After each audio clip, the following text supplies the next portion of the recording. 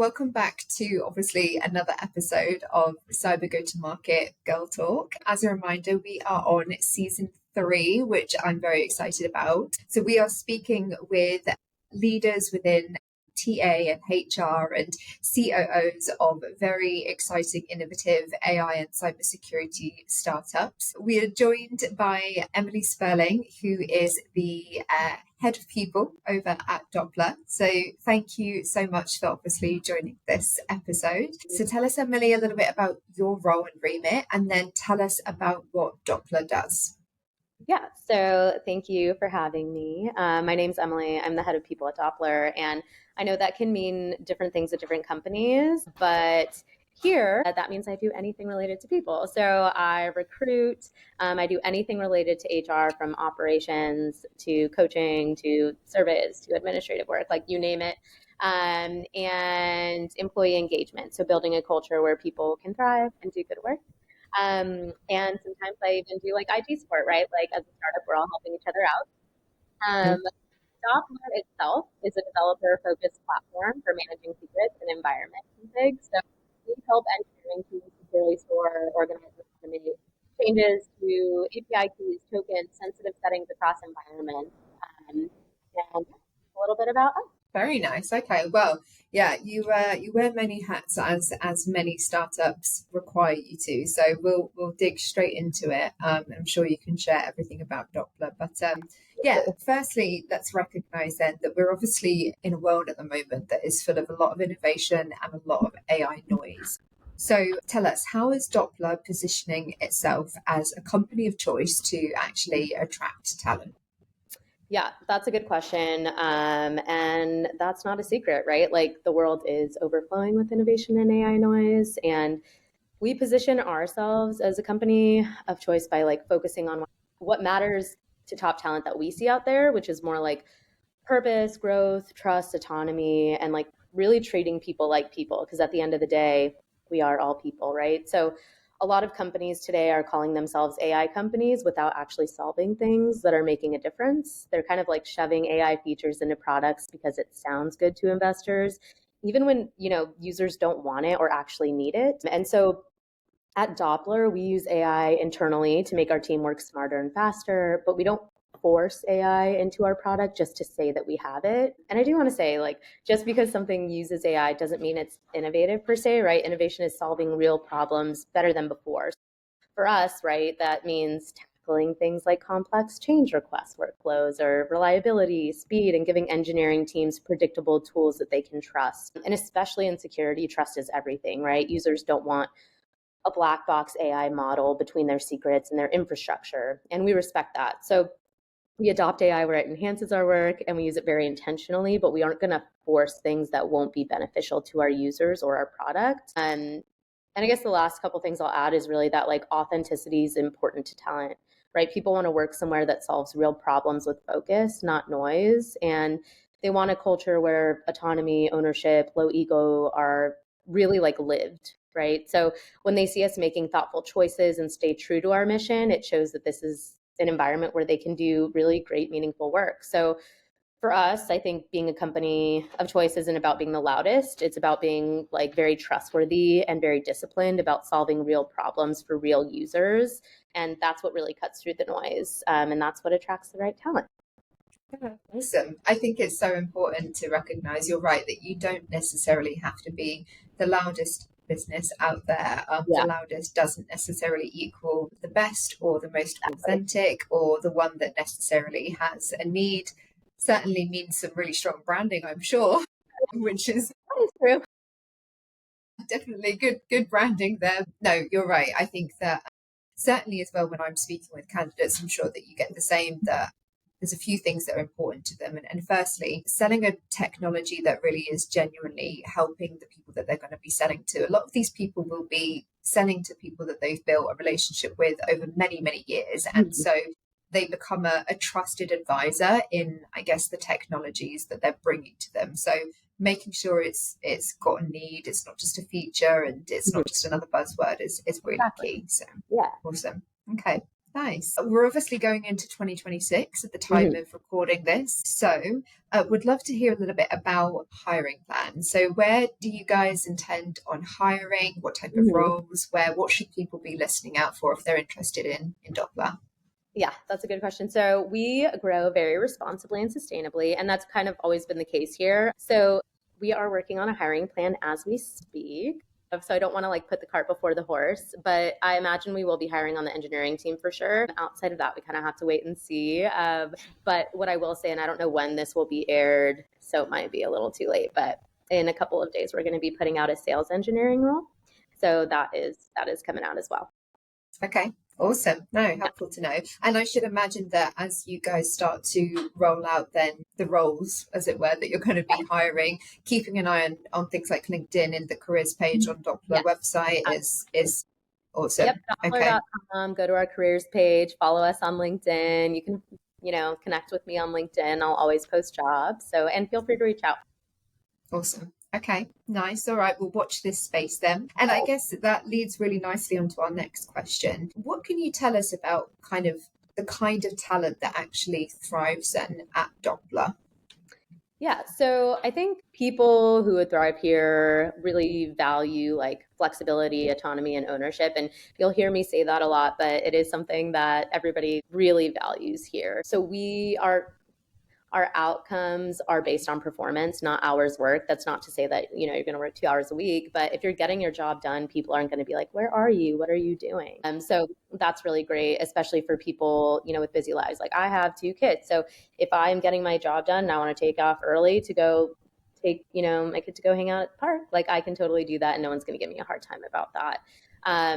Outside of that, someone who's energized by moving fast and is comfortable adapting as priorities shift is really big, I think, for any startup. I think one of the most important traits, though, is somebody who is as ego free as possible.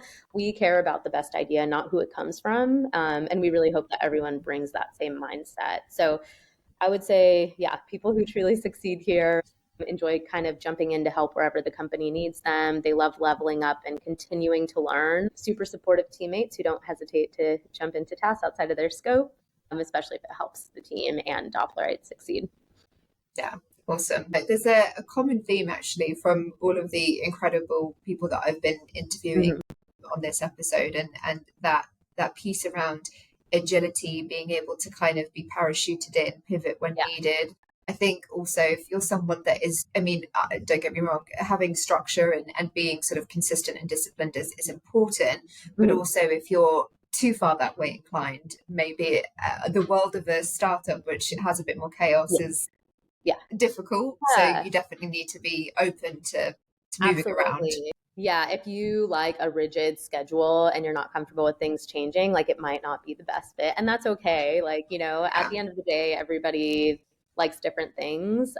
But yeah, for I would say startups in general definitely have to be a little bit flexible. yeah, yeah. I also really like the piece that you said about low ego because Yeah. I just think, I mean, even when I think about the types of companies that I work with, the ones that really embody this, hey, you know what, we're smart, we're driven, ambitious, but also we're humble enough to know that maybe we Yeah. don't always get every single thing right. You're Mhm. not necessarily always going to get the best ideas from top down. Like Exactly. having that curious mindset to learn from anyone and everyone, it's so much more fun to like work with those companies, and I'm sure for people who would join Doppler, that for them is also going to be exciting as well. Yeah, 100%. I mean, I think at the end of the day, like no jerks is one of our core values. And Right. I think it's so important because like kindness goes a long way. Like you never know what kind of day people are having. You don't know what their life is like. Like people spend a Yeah, third of their lives at work, right? And if they're not happy at work, they're not going to be happy outside of work. So really coming in with kindness, assuming best intent. Obviously, like people have to be doing their job, but like we are all yeah, human. And so yeah, best ideas can come from anywhere too. Like, we have had some of our best ideas come from people that weren't even on the teams that, produce the work. So I think just being open to hearing from everybody is really important. yeah. I like the no jerks being a core Yeah. value. I feel like that should be something that you Okay. have like pinned up on a wall in like Oh neon yeah. lighting. No jerks. I mean, our swag is pretty fun. We should have a shirt that says "No jerks," but instead it says "Unfuck your secrets," which is kind of fun too. That's some very out there like branding, I should think as well, for Yeah, sure. yeah, yeah. Oh, yeah, yeah, yeah. The other shirt is your ENV file is showing, which is kind of funny. Like if you're in the Oh, secret world. Yeah, so definitely come up with some pretty good swag here. okay, good to know. Yeah, Yeah. our events, and you can get some. Okay, noted. Will you guys be a slight sidebar question Yeah. here? Do you guys typically attend a lot of the events like an RSA or a Black Hat, things like that? But we attend some events this year. We went to Dash, and we were just recently at KubeCon, but that'll be it for this year. Okay, and will that be the same for 2026 then as well? We are going to figure out what events we're going to attend in 2026, but we don't have that list yet. Okay, all right, we'll keep an eye on it. I want some of those Yeah. shirts, that's for sure. Cool. So moving on then. Next question. So, for people that are going to be interviewing with you guys, what can candidates expect their experience to look like? Appreciating that, of course, it can be nuanced depending on the role, but just a general kind of experience. If you're going to have an interview process with Doppler, what can we Yeah. expect? Yeah, absolutely. So after you fill out your application, you'll get a notification from us. And if we do decide to move forward, I meet with every single candidate. So we'll have a phone call and I just kind of learn about, the candidate, their experience, what motivates them, what's important to them, and so on. And if they are aligned, to what we're expecting within the role and with Doppler, then they will move on to a Zoom call with the hiring manager. And that's where the hiring manager really like digs into their experience and their motivations. And we generally have a project as the next step. So it is going to be different for every single role, but we try to make it as related to work as possible. I know a lot of companies will give you like, hey, do this, coding project, and it's not related to anything that they would actually do in their day to day. We don't like to do that. We like to give them something that they would actually do in their day to day.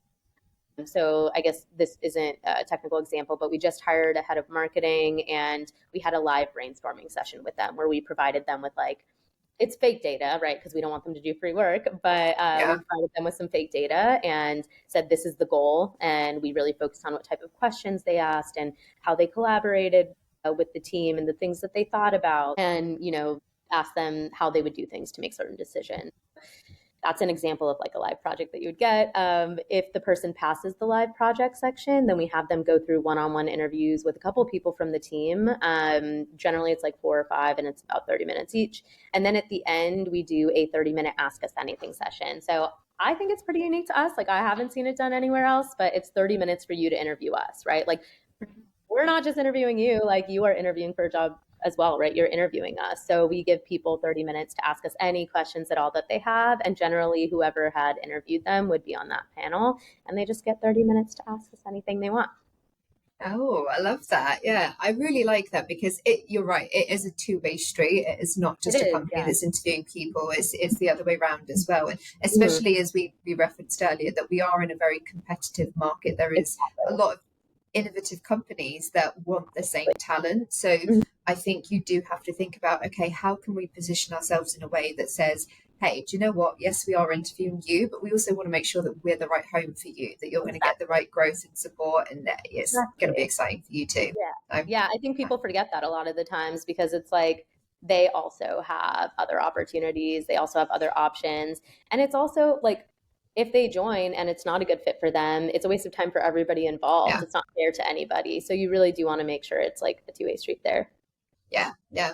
I also like as well actually that you mentioned that when people do like an assignment with you guys, highlighting the point about using something that is, let's say, fake data as well, because I definitely do get some candidates where there is a little bit of a concern where maybe they've had interview processes and they've been stung in the past and they felt as though that they've basically done like a free consulting gig. So I think 100%. you guys being cognizant of that and putting that straight out there that hey, this is all not it's all fake data here kind of thing. Yeah. We just want to see how you think and how you'd approach it is good. Yeah, absolutely. Yeah, I never want anybody to come in with like a bad taste in their mouth. And I know projects in general, like they can be tedious and it's a lot of work. People are generally interviewing at multiple places, but feedback I've heard is that our projects are fun and interviews don't feel like interviews and they enjoy meeting people. So, I mean, so far the feedback's good, but we're always welcome, to hear feedback because, again, at the end of the day, it is a two-way street. We want people to feel like they're enjoying the experience too, and it's not just tedious. Yeah. I would say that if I think about some of the candidates that I work with where they've had to do assignments, the general consensus is that most people do get excited by it because at the end of the day, you're asking them to do Yeah, something that is their craft, their passion. exactly. And, it can get exciting to them. I know that when I've spoken with sales engineers that will get to have their hands on a tenant of something that they'll Oh, be yeah. using every day, they're like, okay, Right. let's rock and roll. Yeah. Exactly. So yeah, it can be quite exciting. So Yeah. awesome. Okay.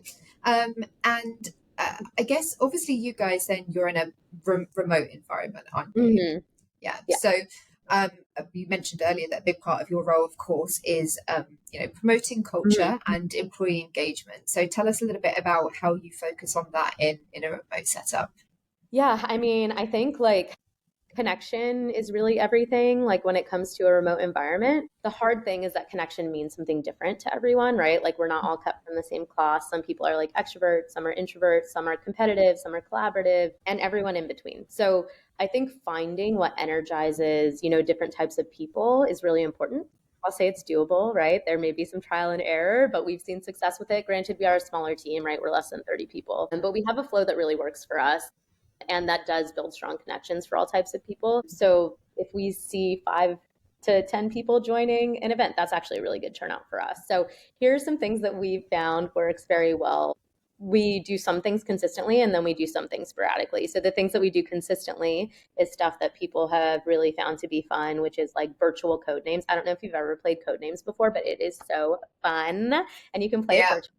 Yeah, so that's like a big hit here. We do that once a month. In the past, we did virtual meditations and it was hosted by somebody who, is really passionate about meditating. So that was really exciting too. We have virtual happy hours, virtual lunch and learn sometimes. And then something we created, it's again a little bit unique to us, but we have a Slack channel called Off Topic and you can talk about anything not related to work in it. So that's really fun because people can share stuff that they're doing for the weekend, whatever it is, right? But on top of that, we do like quarterly games in Off Topic. And I'll give you an example of something that we did during the Olympics because it was really fun. So I put together this like virtual Olympics game. So we put people together in teams and then we would meet on Zoom and we had a really good turnout for this and everybody would participate in their sport, right? And so some people like had a spoon in their mouth with an egg and had to do squats and like the last person to drop it won, right? Or like plank challenges and just like really silly fun things where people were just like laughing and having a good time and building that connection because you're not in person, you're not grabbing a water with somebody in the kitchen. So yeah, it definitely is really fun, builds connection. And then outside of that, we also do, I don't know if you've heard of like the donut Slack channel thing where you get paired up with somebody randomly, and then you get a chance to meet with them. Yeah, so that's Oh, wow. basically, yeah, Slack has this integration. It's an app called Donut. I don't actually know how it works, but basically, it sends you an automated Slack between you and one other person or two other people, however you have it set up, and it's like, oh hey, it's your turn to meet with each other. Tell them your favorite food, and then it sets up a meeting for you to meet. So that's really cool. And then the last thing I'll add is we do really start to kind of build that culture from the beginning, really from when they're hired, because there's constant communication and if communication's lacking people are confused, right? So literally like from when they get hired of like what to expect, like before they start they get an email of like what to expect their first week, and then their first week we're setting them up and one of their 30-day goals is to meet with everybody at the company so that way they're familiar with everybody and they have like a Doppler pal, which is an onboarding buddy. So really again like finding the connection that works for people, building off that, but also showing them they have the support by meeting everybody. Awesome. Oh, I love that. I definitely love the idea of that, the donut integration into Slack. I hadn't actually heard of that before, so Yeah. No, I'm it's a yeah, Slack good. has a lot of integrations. They have like it's called water cooler trivia or something, and that's something that some people really like here too. So we do it once a week, and it's an automated thing. It sends it out, and then you do trivia, and then it shows like the top 3 winners, right? So it's fun, and you can also make things really interesting and fun by doing prizes. Like we do prizes for like our off-topic quarterly events and stuff like that. So it's pretty cool. Do you know what? I think that genuinely playing games that have nothing to do with work, honestly, The really, best. that's when you get to know your colleagues. I know, and it's so fun, and you get so surprised, right? Like you're like, okay, and then you start to feel more comfortable because you build that connection, right? So, Yeah, yeah. Well, if you want any tips on games, and I'm pretty sure that always. you can do them virtually. So GeoGuessr. Have you Okay, ever wait, played hold on. I'm gonna take notes. You said GeoGuess. GeoGuessr? Yeah, there's a free version that you can Okay. do. Sorry if anyone from GeoGuessr Oh, who hasn't. Yeah, GeoGuess is great. You basically get parachuted onto like into somewhere on a map, and you have to like you move around. There's a timer that's going down. Everyone has to try and guess where it is, and the wait. closest that you get. Yeah, it's very, very fun. Oh my The God. closest that you get to. So let's say, for example, Yeah. you're like you spot a sign that shows that you're in France, and then you have to try and think, right, okay, let's look at the background. Are there mountains? Is it city? Is it not? Okay, it's That probably is like so yeah. cool. Okay, yeah. If you have other recommendations, let me know. But I think people here would really like that. So thank you. I'm gonna try it Yeah, out. no, of course, definitely. GeoGuessr. Contexto is another one as well, by the Ooh. way. Yeah, it basically it has a word of the day. Every single day it changes it, and you have to try and guess the word. And you get like the less time it takes you to Yeah. guess the word. So I'm not going to lie, we've actually done it. I think our best is we've guessed the word in 4 guesses. Oh my gosh. Okay, wait. So what is this word guessing game one called again? Contexto. Contexto. Okay, cool. Yeah, That yeah, sounds fun. Yeah, it's good. yeah, if you can send me like any others that you think of, that would be great because I generally like make up the games. Like I'll say a word and then whoever like can think of a song with the word in it will have to sing it immediately. Like random stuff like that. We'll do stuff like that live. But this sounds way more amazing. So I'm gonna try it. And it takes the stress out of you to Yeah, think about making the yeah. game. So yeah, I'll hook you up. I'll send you Thank some you. links. Don't worry. Cool. So moving on then, I guess as we are going into a new year very, very quickly, Mhm. time is literally flying. Are there any exciting plans, or is there any news, I guess, that you're allowed to share that might be interesting I know for this is prospective candidates? Yeah, this is tough because like the technical and product stuff are kind of off limits, right? Like I have to Yeah. keep it on the DL, but the culture stuff I can share. Okay. We are doing something new. We kind of started it already, but we're gonna drive it into 2026. We are basically giving every month a theme, and then based on the theme, you get a specific perk. So, for example, in June, we had one called Summer Solstice. And everybody was able to take a half day on Friday and then get company sponsored lunch once a week. In July, it was like rest and recharge. So we gave them a rest and recharge benefit, right? So little things like that. So every month, there's a specific theme and then you get a perk associated with it. So we're trying to just be creative in how, like, we can make people feel like appreciated and cared for. And that's one of the things that we're doing into 2026. Oh, nice. Do you know what? I really feel like, even from this conversation, and I'm sure from my Yeah. first one as well, like what's very clear is that you guys genuinely really care about people. And like that can be lacking, especially Oh, in yeah. like a technology world where everything's so quick and Yeah. moving, and it can lack sometimes. But I'm definitely feeling as though you guys have a genuine kind of care for your people. Yeah, I will say, like, when I was approached to do HR work here, I mean, I've had experiences with HR, and I think everybody has where, you may not be something that you enjoy. And the first thing I told them is like, look, like, if I do more HR tasks, I am probably going to like I'm gonna always ask about people, and I'm always gonna put people above the company. I mean, of course, I'm gonna think about the company, and I'll bring stuff up, but it's always gonna be like, okay, how is this gonna affect people? And they said, well, that's why we want you. That's the only reason why I did, took this role, and I've seen it day in and day out, like in our leadership meetings, and with every decision that's made, the first question asked is like, okay, well, how is this going to affect people? Like, let's think about this. Let's talk about it. And it's discussed in all of our leadership meetings, and it's really important. And I think people feel that, like, and yeah. Yeah, I think if you take care of people first, then business will get taken care of. Assuming you hire the right people, of course. That I think that theory only doesn't quite work if you have a mishire and you have someone that maybe takes advantage of it or just isn't that way inclined. But if you take care of good people and you're good to them, then business will be taken care of. That's for 100%, sure. 100%. Yeah, Yeah. nice. Yeah, and it's Okay. easy, right? It doesn't like it doesn't take a lot. Like you just show them that you appreciate them. I mean, there's simple things you can do like on birthdays and anniversaries. Like we do, you know, quotes from teammates for anniversaries and we send people gifts. Like it's very, it doesn't take a lot to show people that Yeah. you care about them. Yeah, it's the small things that compound Exactly. over a period of time. Okay. Well, last question then, and I think you've touched a little bit on it, especially with regards to the type of people that would thrive in Doppler. But are there any sort of last tips that you'd like to leave us with for any candidates that are interested in leading a successful career in a startup, from your experience? Yeah, I mean, this may be repetitive, but really like being open to constantly learning, like being open to iterations, right? Like don't ever stop researching, don't ever stop learning because things shift and change and be kind, help your teammates. And, you know, every company is different. And I don't think people really talk about this often, but just because you're a startup doesn't mean you're a company that acts like a startup, if that makes sense. Like some enterprise companies I've worked at have felt more startup-y than a specific startup I was at, right? Like I've been at a startup where it was like, this is somebody's role, and if they go outside of it, like that's not okay. And it's like, Yeah. don't quite understand that, you know? But I would say generally with startups, it's like being able to be flexible, but really putting in the work too, and like having opinions and opinions that matter. Yeah. Awesome. Okay. Well, look, I think anyone who is listening to this is going to have a really good bit of insight as to what life is like in a startup, but B, more importantly, have really great insight into what life at Doppler could be like.